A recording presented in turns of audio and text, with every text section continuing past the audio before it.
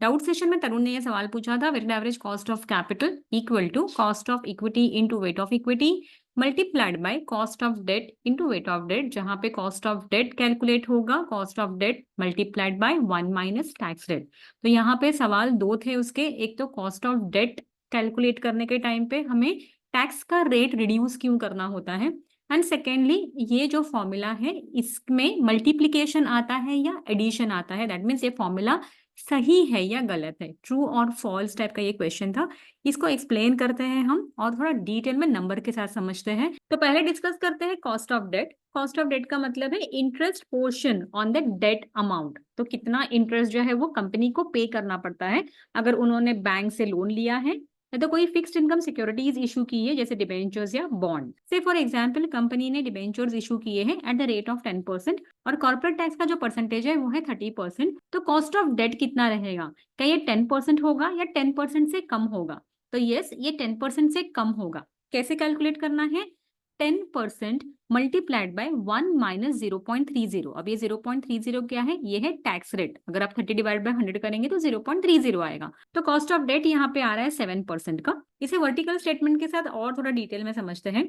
Earning before interest and tax जो है उसमें से रिड्यूस करते हैं हम इंटरेस्ट, अभी बचता है अर्निंग बिफोर टैक्स, जिसमें से रिड्यूस होता है कॉर्पोरेट टैक्स, तो हमें मिलता है EAT, that is earning after tax, जिसे हम पैट भी बुलाते हैं।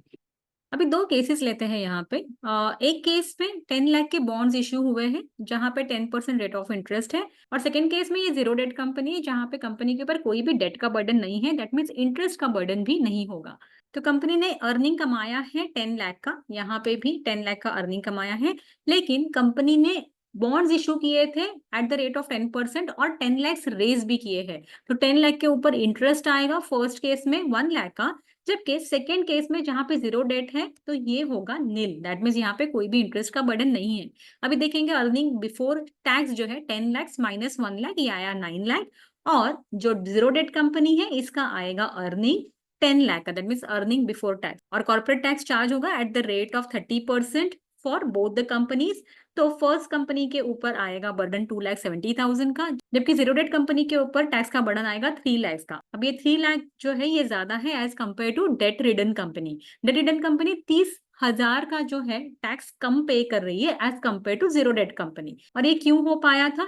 तो इंटरेस्ट पे करने की वजह से आपका रेवेन्यू कम हो गया, और रेवेन्यू कम हो गया था आपको इसके ऊपर का टैक्स भी कम हो गया है। दो आपका प्रॉफिट आफ्टर टैक्स जो है ये जीरो डेट कंपनी में ज्यादा रहेगा और डेट रिडन कंपनी में कम रहेगा, लेकिन जो डिफरेंस आया है यहाँ पे वो आया है 30,000 का, जो कॉर्पोरेट टैक्स के हिसाब से ज्यादा था गवर्नमेंट के पास, वो बच गया है बिकॉज आपने यहाँ पे लोन लिया है। मतलब जो टैक्स का बर्डन कम हुआ है वो क्यों हो पाया? क्योंकि आपने यहाँ पे लोन लिया था और इंटरेस्ट पे किया था। तो किसी कंपनी ने लोन लेना या नहीं लेना है उनकी फाइनेंशियल स्ट्रेटेजी या फाइनेंशियल पोजीशन के ऊपर डिपेंड करता है, लेकिन ये जो कॉस्ट ऑफ डेट है वो रिड्यूस हो जाएगा in accordance with the tax rate. तो यहाँ पे इंटरेस्ट रेट जो है वो 10% था, तो उसके ऊपर टैक्स रेट हमने 30% कंप्यूट किया है, तो 30% से वो रिड्यूस होके 7% रहेगा। अगर ये 40% का टैक्स होता तो 10% इंटू 60% करके, दैट मीन्स 1 माइनस 40%, तो ये आता 6%। तो प्रोपोर्शनेटली जो है यहाँ पे कॉस्ट ऑफ डेट जो है वो भी रिड्यूस हो जाएगा। तो जैसे आपका कॉर्पोरेट टैक्स का बर्डन बढ़ेगा वैसे ही कॉस्ट ऑफ डेट जो है वो रिड्यूस होते जाएगा।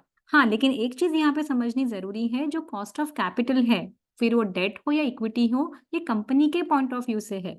जो बर्डन है इंटरेस्ट का, जो इंटरेस्ट देना पड़ेगा आपके डिबेंचर होल्डर्स या बॉन्ड होल्डर्स या बैंक को, वो तो वही देना पड़ेगा जो अप्लीकेबल है, that means in this case 10%। तो बॉन्ड होल्डर को मिलेगा 10%, लेकिन उसका बर्डन कंपनी के ऊपर कितना आ रहा है? तो वो आ रहा है 7%, क्योंकि यहाँ पे टैक्स जो है ये इंटरेस्ट कंप्यूट होने के बाद कैलकुलेट हो रहा है। तो I hope you understood exactly how the cost of debt is computed. अभी हम जाते हैं हमारे क्वेश्चन पे, जहां पे हमें weighted average cost of capital का फॉर्मूला दिया था और ये फॉर्मूला सही है कि नहीं है ये हमें चेक करना था। तो इसे एक एग्जाम्पल के साथ समझते हैं। तो यहाँ पे कंपनी का कैपिटल स्ट्रक्चर दिया हुआ है, इक्विटी और डेट। कंपनी का इक्विटी प्रपोर्शन है 60% का और डेट जो है वो 40% का है। दैट मीन्स अगर 1 करोड़ का कंपनी का कैपिटल रहेगा तो 60 लाख जो है वो इक्विटी में है और 40 लाख जो है वो डेट में है। कॉस्ट ऑफ इक्विटी जो है वो 14% की है और कॉस्ट ऑफ डेट आपको दिया है 10%, लेकिन ये यहाँ पे 30% का जो भी टैक्स है वो उसमें एडजस्ट हो जाएगा और ये आएगा आपको बर्डन 7% का। नेक्स्ट हम कैलकुलेशन करेंगे weight into cost, that means cost of equity into weight of equity 60 into 14%। और ये आ रहा है 8.4% और cost of debt into weight of debt तो ये आएगा 2.8%। जब भी हमें वेटेड एवरेज कॉस्ट ऑफ कैपिटल निकालना होता है तभी हम 8.4 प्लस 2.8 जो है इसको ऐड करेंगे और हमें आंसर आएगा 11.2%।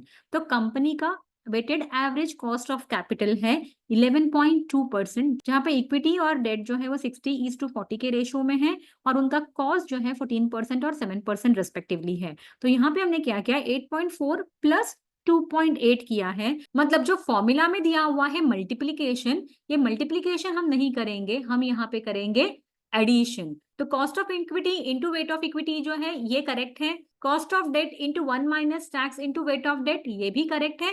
लेकिन ये जो मल्टीप्लीकेशन है बीच में, ये साइन नहीं होते, यहाँ पे प्लस का साइन होना चाहिए। तो आंसर इज फॉल्स।